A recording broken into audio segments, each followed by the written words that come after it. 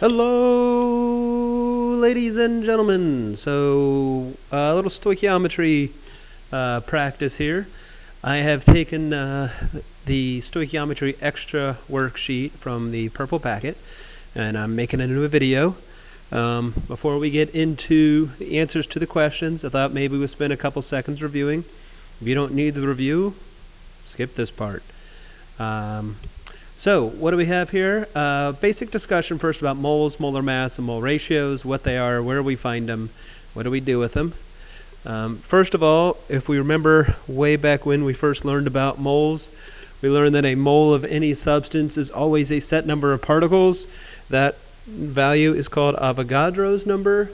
So if I have a mole of sodium, that means I have 6.02 times 10 to the 23rd atoms of sodium. This is how many little pieces are on there. You're dealing with molecules instead. You would say they were molecules or ionic compounds. We'd say formula units.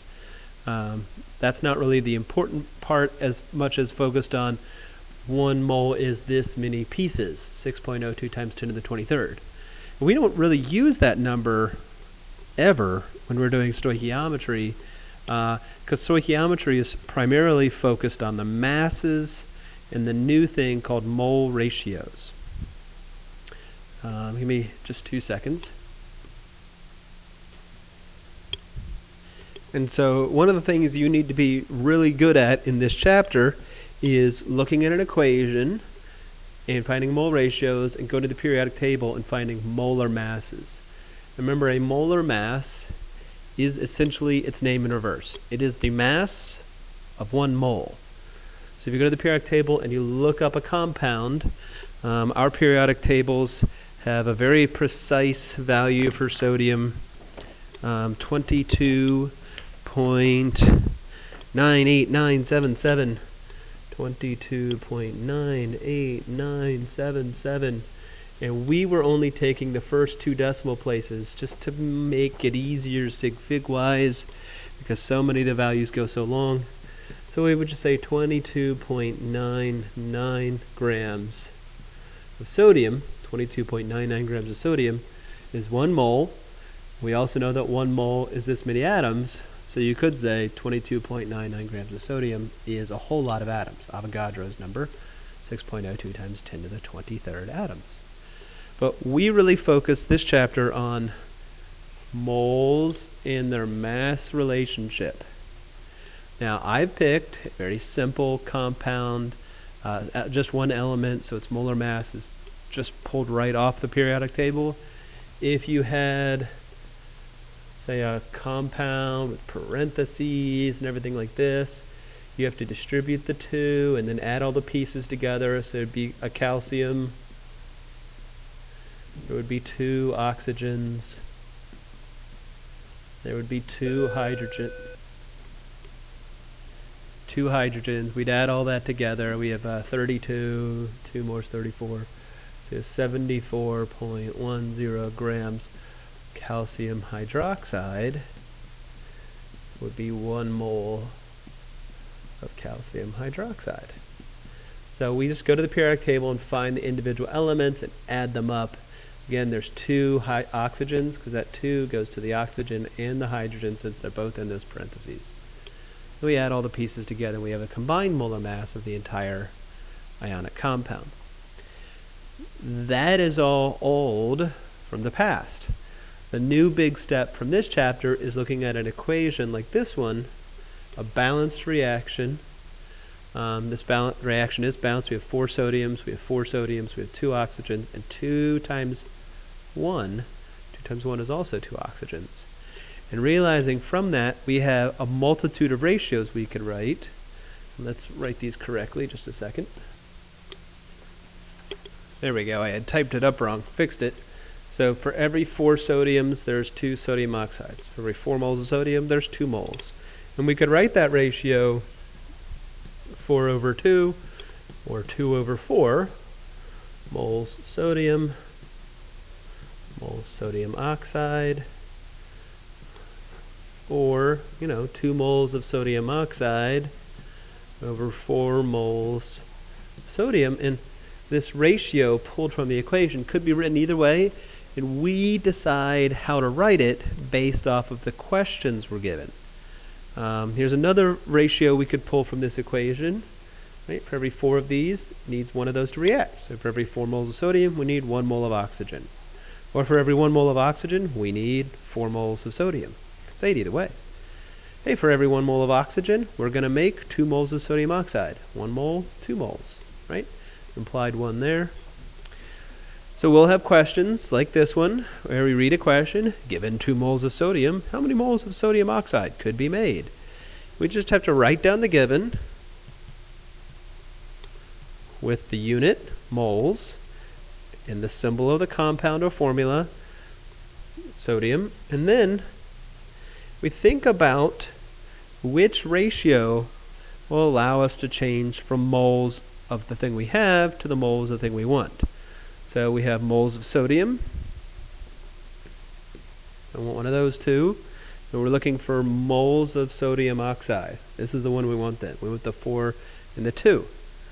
Hey, Mr. Murphy, am I going to pick 4 over 2, or am I going to pick 2 over 4? I could write it either way. Well, we focus in on the units. Moles of sodium. This needs to be moles of sodium so that those units cancel out. That means this is a 4, and this is 2 moles of sodium oxide. Hey, I know that 2 over 4 is the same as 1/2. Is it okay if I just write 1/2 there? Mathematically, I completely agree with you. 2 over 4 is the same as 1/2. But on paper, you probably want to leave yourself the clues like, I used a 2. I used a 4. So that you have the right numbers, so that you understand where all those came from. Because as we go through the test, we go through homework, we might not remember what we did 4 steps ago. When you come back to check it, you may doubt yourself. When I got to my calculator, yeah, sure, my calculator, I'm going to go 2 times 2 divided by 4. Maybe not. Maybe I just go 2 times 1 divided by 2, because it's just less numbers to push on my calculator. Anyway, 2 times 2 divided by, oh, look, 1 mole of sodium oxide will be produced. Yay! This unit and that unit cancel each other out. That one is not canceled, so it appears in our answer, right? And then the numbers. Making videos during lunch always results in bell interruptions. So the numbers here, we have 2 times 2 divided by 4. 2 times 2 is obviously 4. Divided by 4 is 1. I should also be worried about sig figs. This should technically be 1.0. Let's do that. 1.0. I had 2 sig figs. I had infinity and infinity because this is an exact ratio. I should have 2 sig figs in this answer. Let's do another example problem here. Again, we start by writing down what we are given. 46 grams of sodium. Okay. So if this is grams of sodium, the bottom needs to be grams of sodium. None of these ratios here say grams of sodium. But earlier, we said 1 mole of sodium is 22.99 grams. That's the ratio I want to use. I want to write that as a ratio, 22.99 grams sodium for every 1 mole of sodium. That's saying since these two things are equal to each other, I can write them as a ratio of mass and moles. So 22.99 grams is 1 mole of sodium. This is a first step. We have converted grams of sodium to moles of sodium, but the question is moles of sodium oxide. So let's stop and think about what's happened to the units so far. These units are canceled, and now I have moles of sodium that I want to cancel. So I'm going to go back here. I'm either going to pick this one or that one. They both have moles of sodium in them.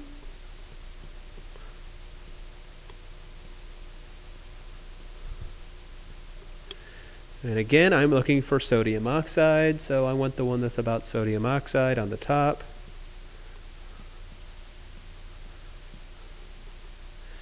And then I grab a calculator and let the calculator do the real math. So 46 times 1 divided by 22.99 times 2 divided by 4. Bam, bam, bam. Calculator says 1.000004. Well, how many sig figs should I have? I have 3 sig figs in the original. I have 4 here. Infinite, infinite, infinite. So 3. 1.00 moles of sodium oxide. So this is kind of what we're doing here. This is the big problem, is converting moles of one compound into moles of another and using molar mass. Yee! Here's another kind of example page.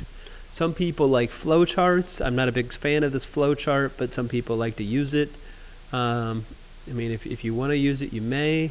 It's not going to be given on a test, but sometimes people write it on their test and use it. Again, not a big fan of that. So here's the idea behind this flowchart: is if you're given, say, a mass, and you want to convert it first to moles, well, you have to use the molar mass. If you're going from moles to moles, you need to use the coefficients from an equation. And if you're going from moles to mass, man, you got to use the molar mass again. And the flowchart kind of tells you how to set things up. So say you're going from moles to moles, you just need the ratio. Moles to moles, you just need the coefficient ratio. If you're going moles to mass, your first step is the mole ratio. See, moles to moles and then to mass. Moles to moles and then to mass. See? Because these moles would cancel those moles, these moles cancel those moles. Mass is the only thing not canceled out, which then ends up in the answer. Now, these are just examples about how to set things up. So here they've given grams, bottom's got to be grams. This would therefore be the molar mass of PO5. And you convert that to moles, and then you could use the mole ratio from, here's the reaction right here, 5 moles of oxygen, 2 moles of PO5, so 5 over 2, and they're calculating moles of oxygen that time. And then here's the hardest type of problem: mass to moles, moles to moles, moles to mass. This equation here, oh, I left off a balanced equation. Where'd that ratio come from, Mr. Murphy? I don't know. Let's see. Always helps. You show all the work. There. That was the balanced equation that didn't make it on here. But so this propane, butane cancels that. Grams of butane, moles of butane. For every 2 butanes, 2 moles of butane, there's 13 moles of oxygen. 13 moles of oxygen. And we could change it to grams if we wanted. There's actually a bunch of things we could do, but we're focused primarily on mass. Later on, we'll talk about volumes of gases and from moles. We're just focusing on mass and stoichiometry right now. So if you like the flowchart, use the flowchart. If you don't like the flowchart, you just like the ratios. That's the way I use it. I mean, really, we have 1 mole in the molar mass, 1 mole in a molar mass. We have the coefficient ratio. It's all about like focusing on the units. Every problem here on the extra sheet is all units driven. Write down the given: 3.44 moles of nitrogen, 3.44 moles of nitrogen. This has to be moles of nitrogen to cancel that. Right, moles into. How did I know it was moles of N3? I read the question. How many grams of ammonia? Ammonia is NH3. It's kind of like ammonium, but different. And we're looking for grams.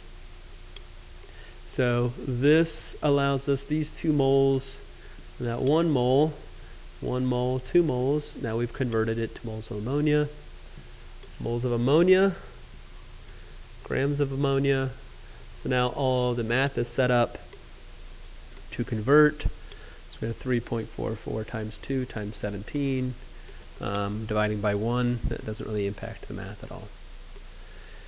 You see the same thing in number 2, you see the same thing in number 3, you see the same thing in number 4. It's all about writing, carefully writing grams, moles butane, moles of oxygen. Grams don't get canceled, so they're in the answer. How did I know to stop at grams? That's what it says in the question right here. How did I know to start with grams? That's what it says in the question right here. You have to read the question, you have to read the periodic table, and you have to read them carefully.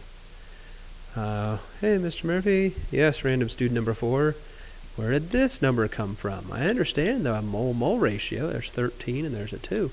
Or the 58.14. If this is a mass, this has to be a molar mass. So we went C4H10 off the periodic table.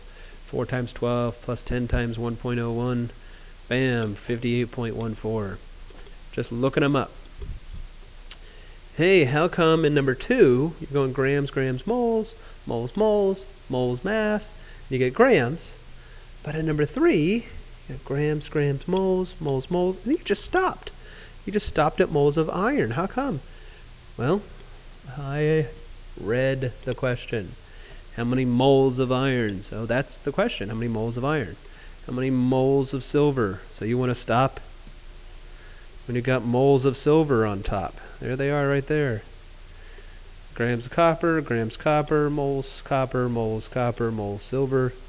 For every 1 copper, there are 2 silvers. So you just got to be careful. Don't work your way through the problem. If you want to check your answers on this page, feel free. If you want to work some out. If you just want to write down these answers here and come back and try them yourself, you could. Let's go on though. So on the back side of your homework, you get to number 10 and number 11 and so forth. We have a slightly different question. We have 2 givens, and my suggestion is you pretend like these are 2 separate questions. Alright? So you have 26 grams of aluminum. 26.17 grams of aluminum. Blah, blah, blah, blah, blah, blah, blah, blah, blah. How many grams of aluminum sulfide form? Grams of aluminum, moles of aluminum, moles of aluminum, moles of aluminum sulfide, moles of aluminum sulfide, grams of aluminum sulfide, grams of aluminum sulfide. I don't know why I was singing. So you get an answer. Then go back and go, oh, wait a minute. There's another given. And do the problem again, but starting with sulfur instead. Just pretend like it's 2 separate questions.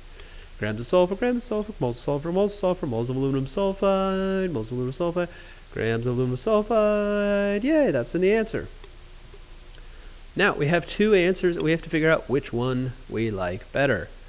I got this big typed out explanation here, so let's scroll down and see if we can read it. So the theoretical yield is 50.19 grams of aluminum sulfide because the smaller answer is when the reaction will cut off as it runs out of a reactant. What does that mean? Once you hit this 50.19, now think of what's happening. These sulfur atoms are hitting aluminum, right? Sulfur and aluminum are hitting each other, and then they're reacting and they're making aluminum sulfide. Sulfur hits aluminum, makes aluminum sulfide. Sulfur hits aluminum, makes aluminum sulfide. If you run out of sulfur, you cannot make any more aluminum sulfide. If I run out of sulfur, I can't make any new aluminum sulfide. So our math here predicts that we might either be able to make 72 or 50. Well, once we get to 50, we have used up all of this sulfur. This sulfur can only make 50 grams of aluminum sulfide. So once we hit the 50.19, we've kind of reached a wall. This is a theoretical yield. This is when we should stop making aluminum sulfide and the reaction would cut off. So the sulfur is limiting the reaction and the aluminum is not. There would be excess aluminum. There would be some leftover aluminum that didn't finish reacting. In this case, you could actually calculate it pretty easily. There would be a difference between the 2 answers, and you could work the problem backwards, but we're not worried about that too much. All right. Actually, you could use law of conservation of mass to figure this one out. It would be 32 plus 26 minus 50 would be the mass of aluminum left over, but that's because there's no second product. If you have questions about what I just said about the law of conservation of mass, it doesn't really apply to stoichiometry directly. It's just a way of back solving a problem. Number 11, we have two givens again. Write them down. Pretend like they're separate questions. This one's moles. This one's moles. We get to skip right to the moles to moles step. So we just went moles of water, moles of sodium hydroxide. Oops. Moles of sodium hydroxide. Grams came out. Which answer are we going to take? 189 is the smaller answer. So theoretical yield is 189, aka the smaller answer, which means that this is limiting how much of this we can produce. And there should be excess water. There's water left over in number 11. How many grams of carbon dioxide are formed when butane and oxygen react? And they give us two masses, so we have two problems. Let's see here. Have a little. There we go. So again, I just worked it like they were two separate problems. Wrote down the given, carried out the two stoichiometry problems. I have two drastically different answers. Am I going to make 47 or 10? 10 is the theoretical yield. 10 is what it is. And therefore oxygen is limiting. That's weird. We don't usually have oxygen limiting. So theoretically speaking, if oxygen's limiting, this reaction would misbehave. What happens as oxygen becomes limiting in a combustion reaction? This reaction would change. We're going to pretend like this isn't an issue, this particular question.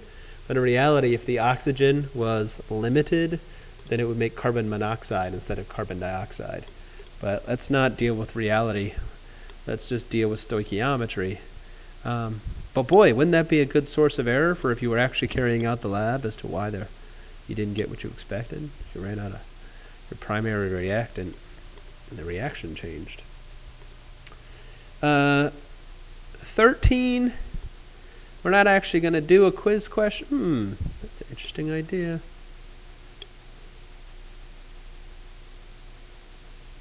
We're not going to do a little quiz question on this, but I do like this idea. You have 3.65 grams of sodium bicarbonate and 4.1 grams of hydrochloric acid. What's the theoretical yield? We'll come back to this actual yield, percent yield thing in just a second. 14 is a better example because it's completely worked out. We have 17.56 grams of calcium. Boom. And 23 grams of silver nitrate. Bam. We'll work this like it's two separate problems. What is a theoretical yield of silver? All of this stuff we're doing here, the mass, moles, this is all based off of stoic theory, which means that it's been done billions of times and shown to be pretty darn accurate. It's a theory. It's not an idea, it's a theory. So this is the theoretical yield, or this is a theoretical yield. Which one is the theoretical yield? Awkward long pause. The smaller answer is the theoretical yield. We always go with the smaller answer because that's when the reaction cuts off. So 15 grams is the true theoretical yield. Hey, what's the name of this thing? This one's called waste of time. It actually doesn't have much use, but you didn't know it would. In fact, if you look at the two starting points, if you had taken a guess, will 17 or 23 run out first? Most people would have guessed 17 grams would have run out first, but it produces a much larger answer based off these stoic theories. The larger value produced a smaller answer, which sounds like an oxymoron, but it's really because the molar mass of silver nitrate is so big. 23 grams of silver nitrate is not a lot of moles. So. Now the other thing here, and this is kind of poorly worded in this question, let's break this little sentence off. If 12.5 grams of silver nitrate is produced, and it probably should say during a lab or something like that, to indicate that this occurred in a lab. Joey, Frank, and Susie were doing this lab, and they made 12.5 grams of silver when they did the lab. How good did they do? Well, so they actually made 12.5 grams. They should have made 15.1 grams. How good of a job did they did? Oh, looks like they did pretty good. They got 82% of what they were supposed to get. That's called a percent error. A percent yield. Percent yield. 100% yield would have meant they got 15.1. They didn't get 15.1. They were shy of 15.1. Sometimes kids in actual labs, say you were doing this exact same lab, and you're supposed to get 15.1 grams of silver. They do the lab, and they get 19.5 grams of silver. This is what I like to call impossible. What they probably got instead was 19.5 grams of silver and water. And they didn't evaporate the water off, because this is probably in solution. This is probably aqueous, and this is aqueous, and this is a solid. And they've captured the solid, but they forgot to dry it, because the water would have a mass. So this 19.5 is probably wet silver, not dry silver. So this is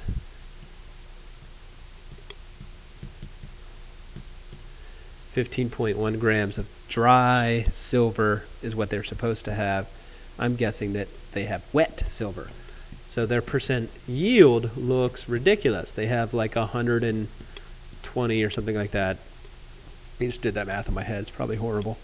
They have a percent yield above 100, which means that they have made a mistake somewhere. It's really common to get under a percent yield, to go shoot low, because you didn't collect it all, or maybe some of this solid was still dissolved and therefore it passed through. You weren't able to collect it. In our lab in class, we did a reaction where you had to heat the water off, and in the process of heating the water off, some of the solid had this solid in the heating it, some of the solid shot out, and was like on the table. So then the percent yield ends up being low because some of it's all over the table. All right, so that's your review video on stoichiometry based off the extra worksheet. It's really just ratios. It's ratios from a balanced equation. It's ratios using the molar mass and the periodic table. And then there's some key vocabulary like limiting, excess, reactant.